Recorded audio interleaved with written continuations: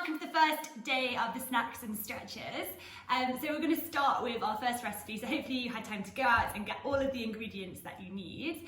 These are banana balls. These are one of my favourite little treats, really easy, really quick to make. You do need a food processor to do these. If you don't have one though, you can just chop up your ingredients really tiny, but it will take you a lot more time. So if you have a food processor, it's very quick, very simple to do. So we'll just get cracking with this to start with. So with your weighing scale, if you have a processor, you can just place that on top and that can be your measuring bowl. So I've just placed mine on and my battery is low. So that's a bit annoying. It's okay though, it still works. So we're going to start by measuring out our oats. We need 210 grams of oats. Any oats will do. Chuck them in.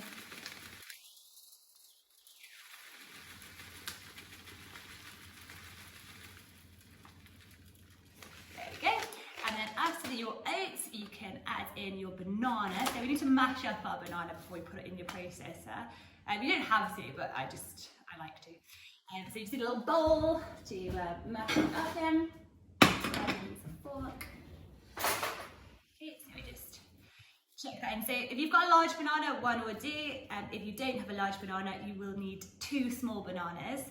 This is just going to help bind our banana balls and give it that little bit of flavour. Then we're going to add our pecans next. So you might want to reset your scales if they're electronic, or just twiddle the dial if they're not. So pecans we need 65 grams. So it's not too many pecans. Ooh. And everything's just approximately. Doesn't matter if you go over by a little bit. And then we're going to add our almonds. So we need slightly more almonds. So 90 grams of almonds. So again, reset your scales. And it's 90.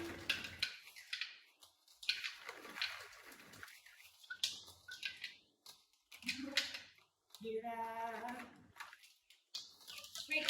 And then we're going to add some vanilla extract. So a little teaspoon for this. And it's just half a teaspoon. Good. And then we also want a little bit of cinnamon for your taste. Now again, if you don't like cinnamon, you don't have to add it. If you love cinnamon, you can add 2 teaspoons, but I'm going to add 1 teaspoon. Again, it doesn't have to be completely correct. And then we just want a little bit of salt. So our salt's just there for to help preserve this and make. So this will last for 2 weeks, your recipe. So we want 1/4 teaspoon of salt, and that's what's going to help keep it nice and fresh for those 2 weeks. And then we want our maple syrup. So you want a tablespoon for this. And again, it depends how sweet you like things. If you don't like them too sweet, you might not want the full 9 tablespoons. I quite like it. Maple syrup is super tasty. 3, 6, 7, 8, 9. Okay, and that is everything. So after you've got all your ingredients into your processor, we can turn our lid around, and we're just going to turn it on. This might be a little bit loud.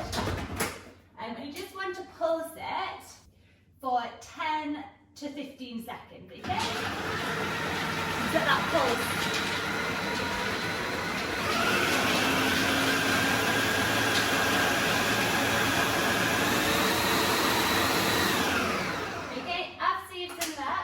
The lid off, and then we're just going to stir it around, get all of the ingredients off the edges, mix it in, scrape it down before we re-pulse, okay? So we just get that down. It's actually done a pretty good job with the first pulse, and then we're just going to redo it for the same amount of time. Okay, so lid back on and away we go. Oh.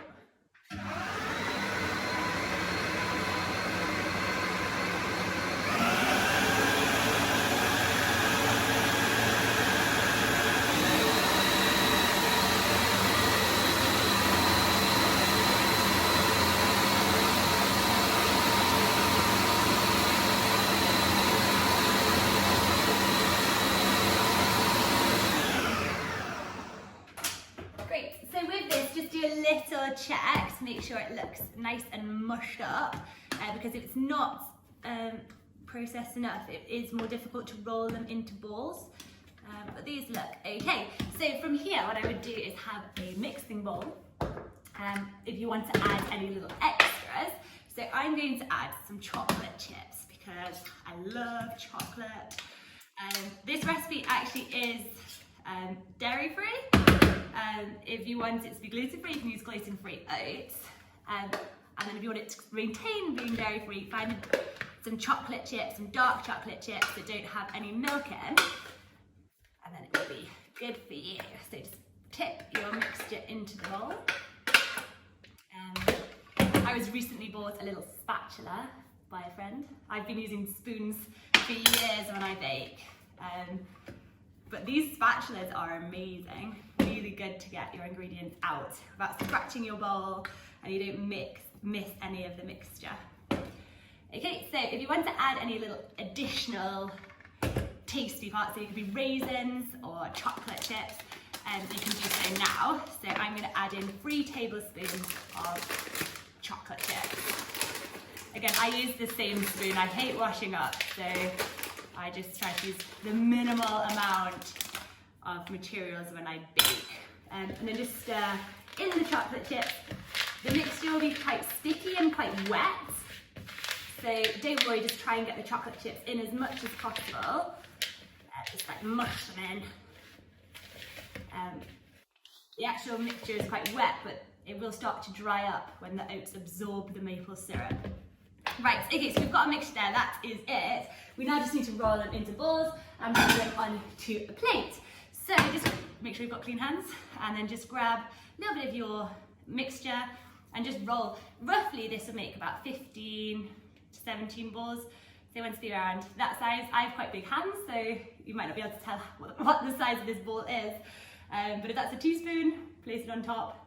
It's roughly that size, okay? So just keep rolling up your balls. So this mixture is a no-bake mixture, which makes it even more quick to do. But they are a lot tastier once they've been in the fridge and chilled for about 10 minutes. So that's what we're going to do. We're going to roll these up into balls, put them in the fridge for 10 minutes, and we're going to go off and we're going to do some stretches. So I thought we'd start with a really easy snack for your first one. So you don't have to wait for the oven or make sure your oven is the correct temperature, because you don't need to use an oven, you just need a fridge. So hopefully these balls will be really tasty for you to eat. You're going to a competition tomorrow, or you can save these for obviously another day. These will last 2 weeks. But they're a nice little alternative snack than a bacon bap or, you know, a Mars bar full of nuts and fruit, also some syrup. Okay, so just keep rolling your balls up, trying to make sure you've got the chocolate chips, you've got equal amount in each ball. Okay. These are really easy and quick to grab as well as a little snack. You don't need a plate to eat it off, it's not messy, and they actually taste better the longer they're left. So I actually made a practice batch the other day in front of the camera to see what I was like in front of the camera cooking, because I've never done it before. And yeah, they are really tasty a couple of days later. So just keep rolling up your balls. You'll probably find if you've added chocolate chips into the bowl, there's quite a few just dropping out. Just keep pushing them in. And if you're finding your balls aren't sticking together, this one here is finding it a little bit more difficult. It's because I've actually got a whole nut still in there. The processor did not do its job. So don't worry about that. If your mixture is all lumpy and bumpy and it hasn't really worked, put it back into the processor and blend it again for another 10-15 seconds, just until it's all nice and smooth, easy to roll into your balls. Again, make these balls the size that you want. So if you want like a bigger snack, make them a bit bigger. If you want to have more throughout the day or the week, make them a little bit smaller.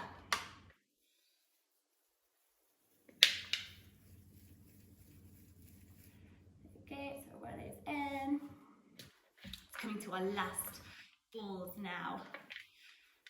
roughly the same size, but again, it doesn't matter, we're not putting them in the oven, so if they're not all the same size, give the smaller ones to the person that's least helpful at your event. There we go. So yeah, the end bit of the mixture is always quite hard to roll. They don't always want to go into balls. And you might find that you need to wipe down your hands before you carry on rolling your balls to make it a little bit easier. But I'm on my last one now.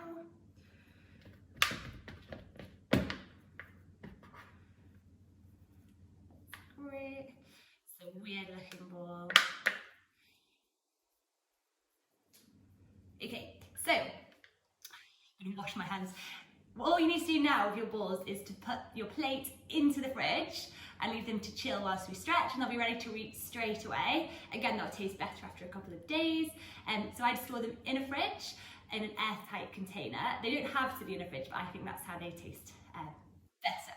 Okay, so what we're gonna do now is chuck your balls into the fridge and then we'll go meet over on the mat. So I'll see you in a second. Right, okay, so we have got our banana balls in the fridge, cooling down, ready to eat. So we're just going to go through some really slow paced stretches. There's not going to be anything too difficult. There's not going to be much core related work in these exercises. They're more to get you ready for your competition, or if you're going for a hack, we don't want you to be too sore tomorrow.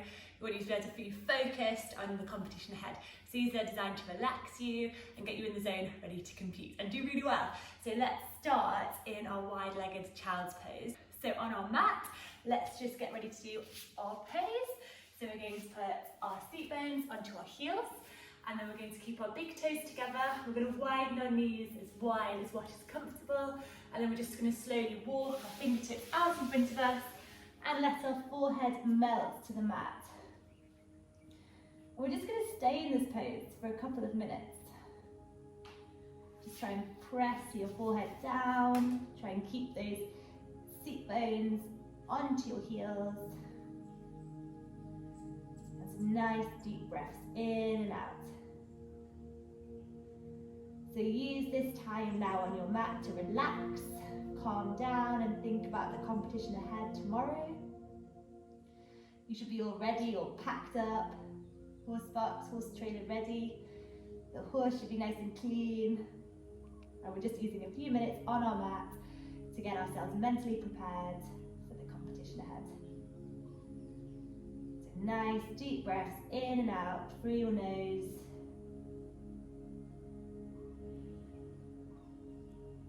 And sink that chest down towards the mat. This is a really good hip opener. Really good for getting yourself to have a deep seat in the saddle. Prevents any gripping from lack of flexibility. And it also helps open up our shoulders, so it'll help us sit nice and tall in the saddle without slouched back. So just keep breathing.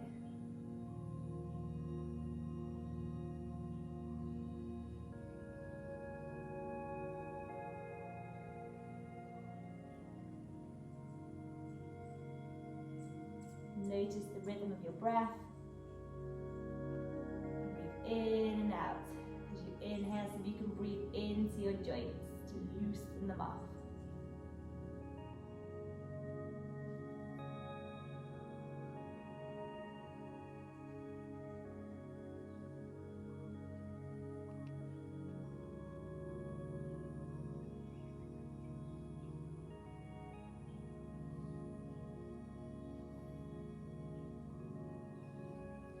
That's great. So slowly come up, arms out in front of you, start to come in, and then lift up with your hips, widen your feet, and we go into our tabletop pose. And then from here, we're just going to do some cat and cow. So on the inhale, you're going to drop the belly, lift your gaze, elbow goes up, and on the exhale, round and contract, chin to chest. So slowly move through these. Again, we're going to take our time with this exercise. It's not going to be rushed. We're only doing a few stretches, nice and steady. Really work into all parts of your spine, not just your existing flexibility points. Remember to maintain the breath and keep equal weight throughout the whole of your hand, not just down through your wrists. Good. So as we're doing these stretches, you can think about you're doing dressage tomorrow, think about your dressage test. Make sure we know where we're going. No excuses to get lost. If you're jumping and you've walked the jumping course or the cross-country course, think about how you're going to ride your combinations, how many strides you're going to plan to make, whether or not you make those amount of strides might be a different thing. So we're just really getting in the zone, ready for tomorrow. Good. So this is really good for correcting a hollow back in the saddle. Just help with that straightness. So a couple more of these.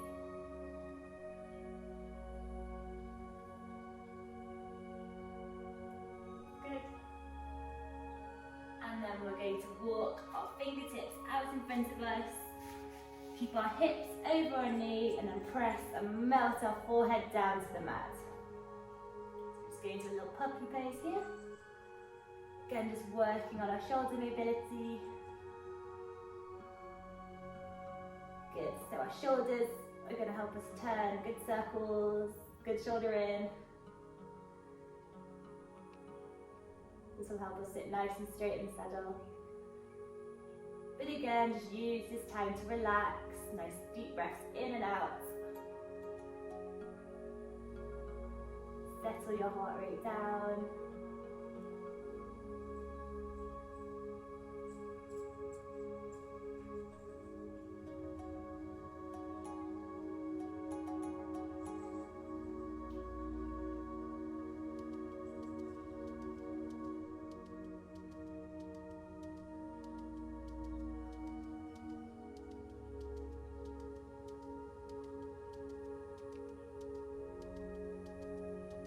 That's great, and then slowly start to come back up. Walk your hands back underneath your shoulders, and then from here you're going to make sure you maintain a nice strong core. And then we're going to lift up our right leg, bring it out to the side, our knee is in line with our hip, and then we're just going to do some hip circles. So these are going to open up your hip. So we get a nice deep seat in the saddle.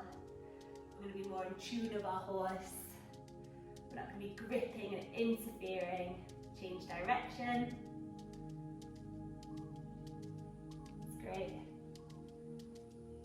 And then relax back down, and then we switch to the other side. So we lift our left leg up and start circling. So one way, doesn't matter which direction. Keep that core nice and tight and engaged. And we go the other way.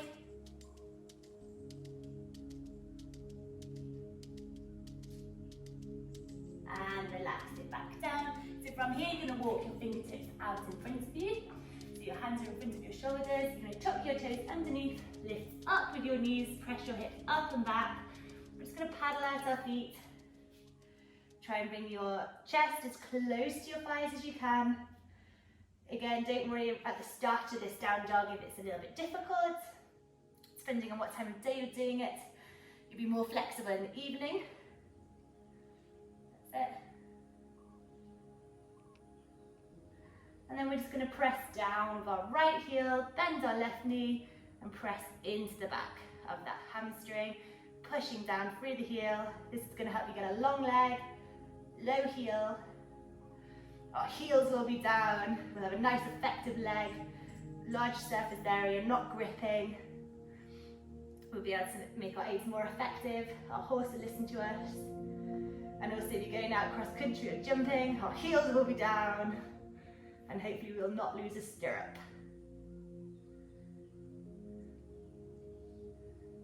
That's it. And then switch sides. And push down through the left heel. Keep thinking, bring that chest towards your thigh. Weight evenly throughout your hands. Deep breath. breaths in and out.